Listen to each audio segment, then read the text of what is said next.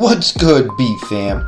Back again with another record roundup talking about the recently retired boogie woman of women's MMA, Joanna champion Joanna Jedrzejczyk. Let's take a deep dive down memory lane to discuss this former champion and future Hall of Famer. Before MMA, Joanna was a multiple-time international Muay Thai gold medalist and European champion.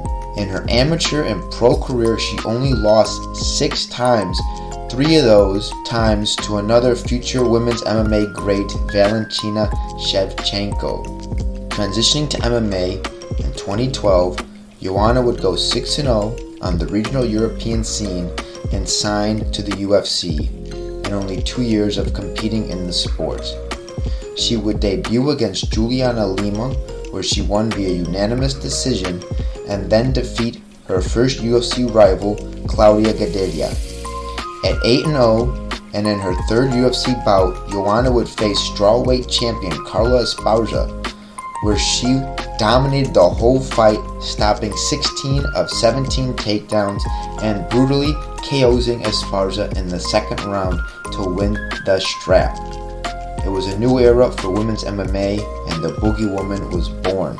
She kicked off her reign with the third round stoppage of Juliana Penne, defeated Valerie Letourneau in front of the biggest crowd in UFC history, rematched her rival Gadelha, winning once again, beat fellow Polish fighter Karolina Kowalkiewicz at the first UFC show in New York at Madison Square Garden, and outclassed Jessica Andrade to bring her record to 14-0 and her title reign to 5 defenses.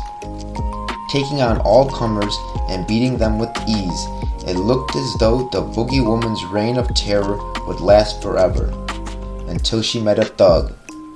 In a huge upset, Joanna was stopped by Rose Namajunas in the opening minutes of their bout at UFC 217.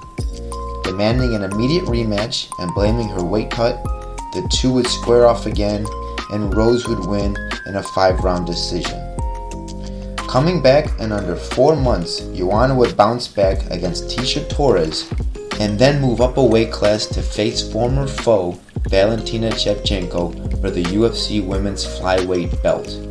Unfortunately, history repeated itself once again as Joanna would lose for a 4th time against Bullet.